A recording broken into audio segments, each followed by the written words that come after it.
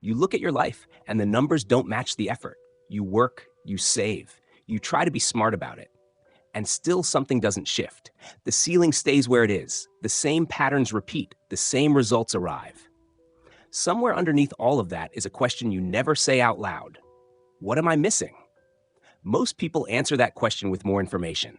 Another book, another strategy, another framework, and the ceiling stays. Here's what they never consider.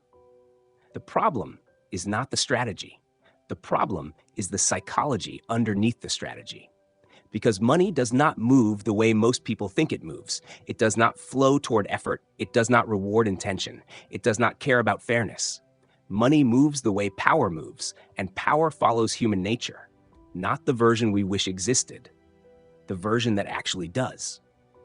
There is a body of thinking, written over 500 years ago, that maps human behavior under pressure with more accuracy than most modern psychology. It was considered so dangerous when it was written that it was banned, burned. The man who wrote it was imprisoned and tortured for his ideas. And yet the most successful strategists, negotiators, and power players in history quietly studied every word of it. Because what this thinking revealed was uncomfortable. It showed that the reason intelligent people stay financially stuck has nothing to do with intelligence. It has nothing to do with effort. It has everything to do with psychological patterns they cannot see in themselves. This is where most people lose money. Not in the market, not in a bad investment. Here, at the level of psychology, before a single financial decision is even made. Most people experience money emotionally. Fear when it leaves, relief when it arrives, anxiety when it slows. They are governed by it. They react to it. And because they react, they remain predictable. And predictability is the beginning of losing. By the end of this video, you will understand 5 psychological forces that determine how money actually moves. Why some people rise and hold their position while equally capable people fall and never recover. And why the answer was hiding in plain sight for 500 years. In a book almost everyone has heard of and almost no one has truly understood. The 4th principle is where most of the damage happens, and the 5th one ties everything together in a way you will not see coming. Not a financial book, something far more precise than that. Stay with this.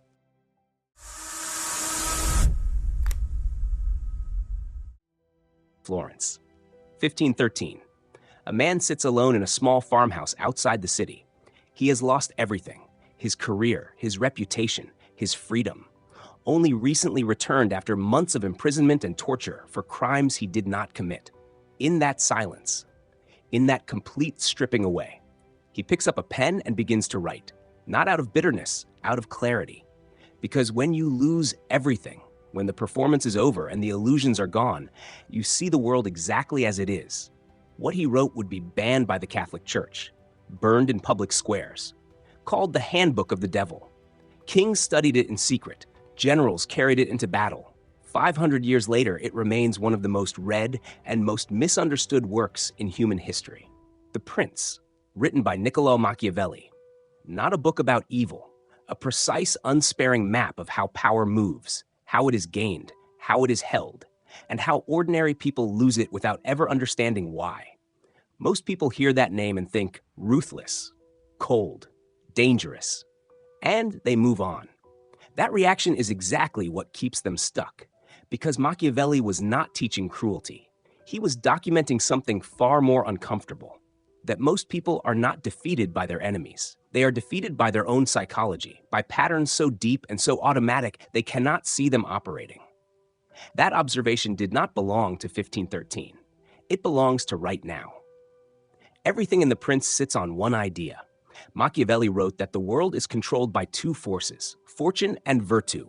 Fortune is everything outside your control. The market, the timing, the circumstances you were handed. Fortune is the river, and rivers flood. They sweep everything in their path. Most people simply stand in the current wondering why they keep getting knocked down. Virtue is different. Not virtue in the moral sense. In the original Latin sense, inner force. The ability to prepare, position, and act decisively rather than simply react to whatever arrives. Those who build embankments before the flood, who have positioned themselves through preparation and clear thinking, are the ones the river cannot destroy. Most people build no embankments. They earn money and spend it emotionally. They react to circumstances, to fear, to pressure, and call it living. Machiavelli would call it being governed entirely by fortune, completely at the mercy of whatever comes next. And here is the part nobody notices. The embankment is not built with money. It is built with psychology, with the ability to see clearly and act on what you see. The game being played is a psychological one first, a financial one second. That is what the Prince reveals. 5 principles of human behavior so precise that once you see them operating in your own financial life, you cannot unsee them. That is where we go next. Idea 1, the approval tax. Fear, love, and what they actually cost you. There is a question that has followed humanity for 500 years. Is it better to be feared or to be loved? Most people remember the question. Almost no one remembers the actual answer. It was not be feared. It is far safer to be feared than loved. But the one who makes himself feared must be careful never to make himself hated. Not feared instead of loved. Feared without being hated. That is a completely different instruction. And the gap between what was actually said and what most people think was said is exactly where financial mistakes are born. Because this principle is not about intimidation. It is about dependency. Love, loyalty built on affection, is held together by obligation. An obligation breaks the moment self-interest enters the room. Respect for someone's position is held together by something stronger. The anticipation of consequences. People who like you stay loyal until it costs them something. People who respect your position think twice before moving against it. Now bring that into your financial life. Think about every negotiation you have walked into, wanting the other person to feel good about the deal. Adjusting your position not because the numbers changed, but because the atmosphere felt uncomfortable. This is the trap, and this is exactly where people stay underpaid for years. The person who needs approval lowers their price, accepts worse terms, stays in arrangements that stopped working long ago. Not because the logic supports it, but because leaving feels like conflict, and conflict feels like being disliked. They are not making financial decisions. They are managing how someone else feels about them, and they are paying for that management out of their own resources. This is the approval tax. The silent cost you pay every time being liked replaces being positioned. It shows up in the salary you did not negotiate, the deal you accepted too quickly, the partnership you stayed in too long. Nobody invoices you for it, but it compounds. The target is not fear. The target is something more precise. Knowing your own value clearly enough that you do not adjust your position to manage someone else's emotions. Being able to sit in uncomfortable silence without rushing to fill it with a concession. That is not coldness. That is simply not being manipulable. In a financial environment built almost entirely on finding and exploiting the manipulable, that quality alone is worth more than almost any tactic you could apply. Ask yourself this honestly. In your last significant financial conversation, were you focused on the outcome you needed or on how you were being perceived?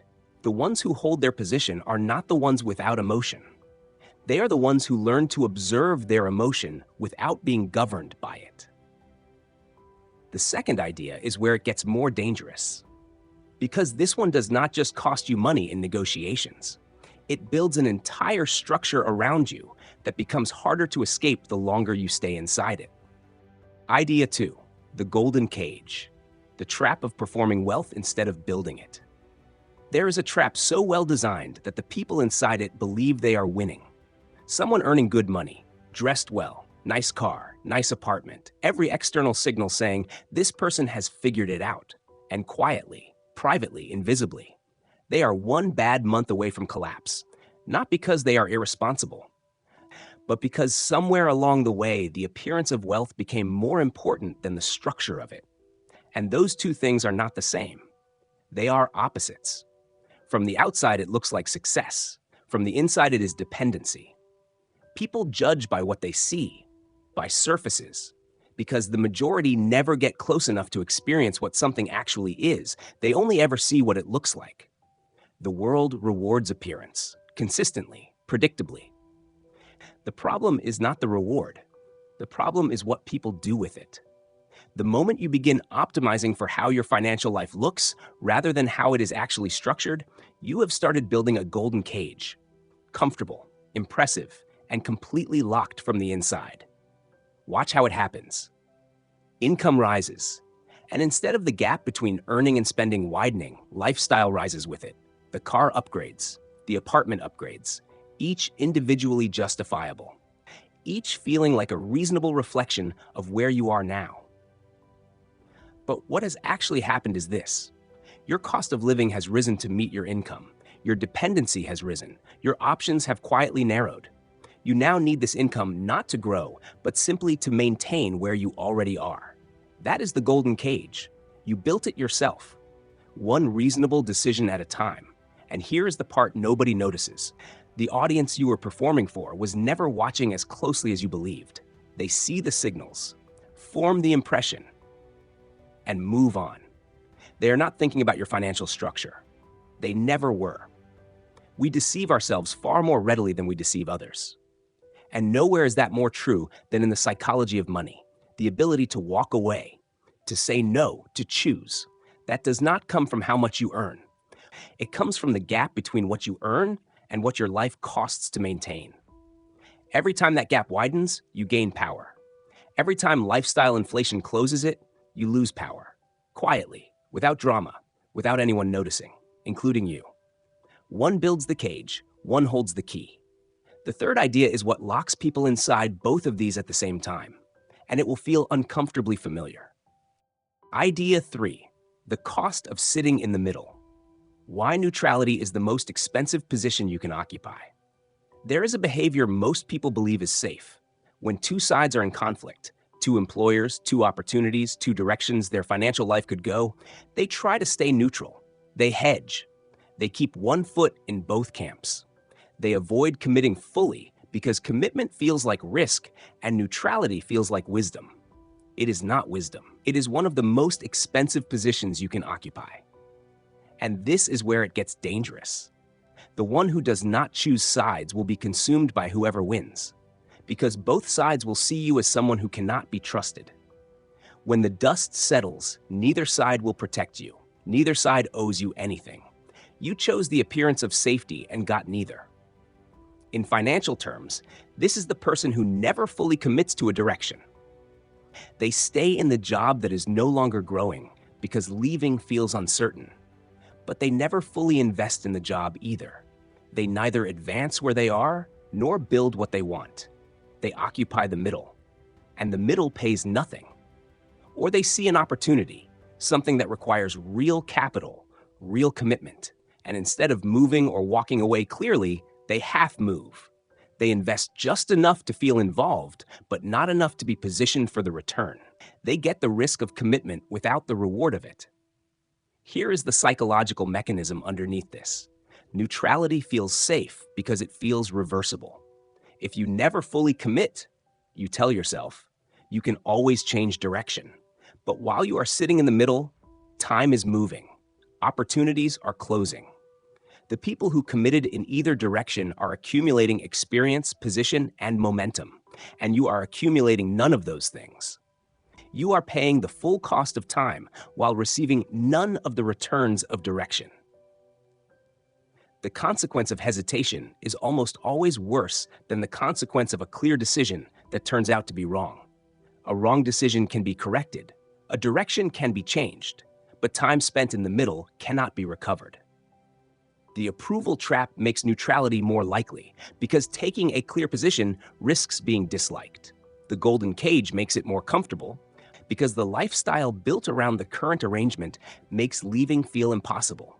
They compound each other, quietly, every day. The instruction is simple. Choose, clearly, and accept the consequences of the choice, because the consequences of choosing are almost always smaller than the consequences of not choosing.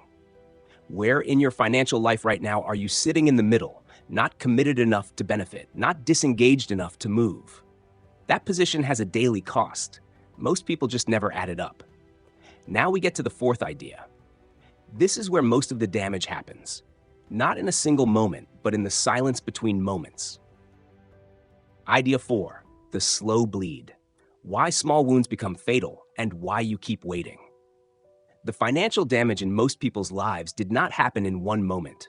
There was no single catastrophic decision, no one dramatic mistake that explains everything. It happened slowly, quietly, through 100 small moments of delayed action, problems noticed early and addressed late, situations that were already wrong but felt too uncomfortable to confront directly. And by the time the confrontation arrived, forced by circumstances rather than chosen, the cost was 3 times what it would have been. There is a line from The Prince that addresses this with uncomfortable precision. If an injury has to be done to a man, it should be so severe that his vengeance need not be feared. Strip the historical context, and what remains is a precise observation about cost and timing. Small wounds left open become fatal. Not because the original wound was fatal, but because the delay gave it time to compound. Every day, a bad financial situation is acknowledged, but not addressed. It grows. Every month, a wrong arrangement continues. The exit becomes more expensive. Every year, a structural problem is managed around rather than solved. The eventual reckoning becomes harder to survive. This is the slow bleed. And this is the part nobody notices until it is too late. The slow bleed rarely feels urgent. That is precisely the problem. The business partnership that has stopped working does not collapse overnight. It just becomes slightly more difficult every month. The debt that is manageable does not suddenly become unmanageable. It just quietly grows. The career that has stopped developing does not announce its ceiling. It just stops moving. None of these feel like emergencies, so they sit in the background. Acknowledged, categorized as something to deal with eventually, and eventually keeps moving forward. Meanwhile, the cost accumulates. The approval trap makes delayed action more likely, because acting early often means delivering uncomfortable news. The golden cage makes it more expensive, because the lifestyle built around the arrangement makes exiting feel like losing everything. The neutrality trap extends it, because the person in the middle is neither committed enough to fix it, nor clear enough to exit. The slow bleed is the consequence of all 3 running simultaneously. What situation in your financial life right now are you managing rather than solving? What are you giving one more month, one more quarter? Because every day that answer stays the same. The cost of eventually addressing it goes up. There is one final idea, and it is the most important one in this entire video, because it explains not just why these patterns exist, but why you cannot see them from the inside. Idea 5. The lion and the fox. The psychology underneath everything. There is a question that sits underneath every financial decision you have ever made. Are you responding to the world as it is, or as you need it to be? That distinction sounds simple. It is not, because the gap between those 2 things is exactly where every pattern we have discussed lives. The approval trap, the golden cage, the cost of sitting in the middle, the slow bleed. Every single one is a version of the same root problem. Seeing the world through the filter of what you need to be true, rather than what is actually true. A prince must know how to use both the beast and the man. He must be a fox to recognize traps, and a lion to frighten the wolves. Those who rely only on the lion do not understand this. The lion is strength, directness, the ability to confront things as they are and act decisively. The fox is intelligence, the ability to read a situation clearly without the distortion of emotion, ego, or wishful thinking. Most people are neither, not because they lack strength or intelligence, but because both require the same foundation, the one thing most people spend their entire lives avoiding: an accurate picture of reality. The lion without the fox charges into situations they have not read correctly. They confuse confidence with clarity, move fast and call it strength, when what it actually is impatience dressed as conviction. The fox without the lion reads everything and acts on nothing. Their intelligence becomes a sophisticated form of the neutrality trap, paralysis with better vocabulary. The combination, fox reading, lion acting, is the psychological profile of the person who consistently rises and holds their position. Not the smartest, not the most aggressive, the most accurate, and the most willing to act on that accuracy without waiting for certainty that will never arrive. Here is what makes this so difficult. Accuracy requires seeing yourself clearly, not the version you perform for others, the actual version making decisions right now, with the real motivations, the real fears, the real patterns, because every trap in this video is invisible to the person inside it. The approval seeker experiences themselves as being reasonable. The person in the golden cage experiences themselves as enjoying the rewards of their work. The person in the middle experiences themselves as being careful. The person in the slow bleed experiences themselves as being patient. Every trap has a story, and the story always sounds like wisdom from the inside. This is why self-knowledge is not a soft concept. It is a financial one. The fox and the lion are not personality types. They are capacities built through practice. The fox through honest observation, looking at your financial behavior without the distortion of how you need things to appear. The lion through acting on that observation before comfort arrives. Because the moment that feels completely safe to act is almost always the moment the opportunity has already passed. In the financial situation that matters most to you right now, are you seeing it clearly? Or are you seeing the version of it you need to be true? The answer to that question determines everything that follows. Step back for a moment. 5 ideas. 5 different financial traps. 5 different ways intelligent, capable people consistently lose ground without understanding why. But here is what becomes visible when you look at all 5 together. They are not 5 separate problems. They are one problem wearing 5 different faces. The approval trap exists because someone needs external validation more than they need an accurate position. The golden cage exists because someone needs to appear successful more than they need to be free. The cost of sitting in the middle exists because someone needs to feel safe more than they need to move clearly. The slow bleed exists because someone needs to avoid discomfort more than they need to address what is actually wrong. And underneath all 4, the inability to see yourself and your situation with enough accuracy to act on what is real rather than what is comfortable. 1 root, 5 expressions. That root has a name. Emotional governance. The state of being run, quietly, automatically, invisibly, by psychological needs that have nothing to do with where you want to be financially. Needs that feel completely rational from the inside. Needs that generate sophisticated justifications. That look from the outside like reasonable behavior, but needs that are making your financial decisions before your logic ever gets involved. Most people experience an event. The event triggers an emotion. The emotion drives a decision, and the decision is then explained rationally after the fact. In that sequence, logic is not the driver, it is the narrator. It arrives after the decision has already been made and constructs a reasonable-sounding story around it. This is why knowing better does not automatically produce doing better. You can understand every principle in this video completely and still find yourself paying the approval tax in your next negotiation. Still making a lifestyle decision that tightens the cage. Still extending a situation you already know needs to end, because the patterns are not operating at the level of knowledge. They are operating at the level of habit, of psychological reflex built over years of the same decisions, producing the same emotional relief. Knowledge changes what you think. It does not automatically change what you do. What changes what you do is something slower and more demanding. The practice of catching the emotional driver before it makes the decision. Of creating enough distance between the trigger and the response that logic actually gets a turn. This is what the fortune and virtue framework was actually pointing at. Fortune does not become less powerful. The floods still come. What changes is the embankment, the internal structure, the psychological preparation that determines how much damage the flood can actually do. Most people spend their entire financial lives trying to control fortune, timing the market, waiting for better conditions, and ignoring the embankment entirely. Because building the embankment is the least exciting financial work available, and it is the most consequential. 3 mental shifts. These are not action steps, not a to-do list. They are shifts in how you see, because until the seeing changes, the doing cannot follow. And this is the part most videos skip entirely. The first shift: stop diagnosing financial problems as financial problems.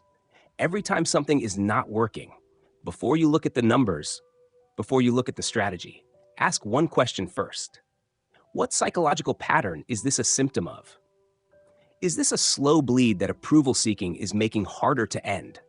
Is this a golden cage that lifestyle performance has made feel impossible to exit? Is this a neutral position that fear of commitment is disguising as patience? The financial problem is almost never the root. It is the expression of something operating one level underneath. The person who goes straight to the financial solution, without addressing the psychological pattern generating it, will solve it once and recreate it in a slightly different form 6 months later. Same pattern, different surface, every time. The second shift: separate what a decision costs from what it feels like it costs. There is the actual cost, what structurally changes, what you gain or lose in real terms. And there is the felt cost, how uncomfortable the decision feels, how it will be perceived, what it might do to a relationship. Most people make decisions based on the felt cost and call it the actual cost. They are not the same. Staying in a bad arrangement because leaving feels disruptive has a felt cost of conflict and a real cost of compounding damage. Accepting worse terms because pushing back feels aggressive has a felt cost of discomfort and a real cost that shows up on every paycheck for years. The felt cost is temporary. It resolves. The actual cost is structural. It compounds. Before every significant financial decision, separate those two numbers. Then decide based on the first one. The third shift: make the embankment visible. Fortune floods. That is not a metaphor. Unexpected job loss, market downturns, partnership failures. These are not exceptional events. They are the normal texture of a financial life lived over decades. Ask yourself one question and answer it honestly. If the primary income in my life stopped tomorrow, how many months of clear, unencumbered decision-making do I have before pressure starts distorting my judgment? Not months of survival, months of clarity. Because financial pressure does not just create hardship, it creates urgency, and urgency collapses everything we have discussed in this video. It makes the lion charge without reading. It pushes the approval need into overdrive. It makes the cage feel inescapable. The embankment is not passive protection, it is active power.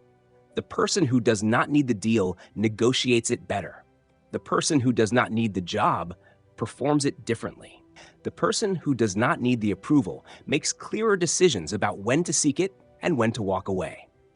Build it before you need it. Here is what most people will do with this. They will recognize themselves, not vaguely, precisely. They will see the approval tax in their last conversation, the golden cage in their current lifestyle, the slow bleed in something they already know they should have ended. And for a moment, there will be clarity. Then the moment passes, and nothing changes. Not because they didn't understand, because they didn't act. That is the real divide, not knowledge, execution. The ones who change are not different people. They just do one thing differently. They interrupt the pattern once, in one conversation, in one decision, in one moment where the old response shows up and they don't follow it. That's it. Not a life overhaul, a pattern break. And that single break compounds in the opposite direction of everything we discussed. So don't think about everything. Think about this. What is one situation in your life right now? That where you already know what the correct move is, but you haven't made it yet? That's the one. Start there. If this video gave you a clearer way of seeing your own patterns, subscribe, like, and share it with someone who is capable of more but keeps getting in their own way. And if you want to go deeper, check out our playlists, built to sharpen how you think, how you decide, and how you position yourself so you stop reacting and start moving with intent. Choose your next step. I'll see you there.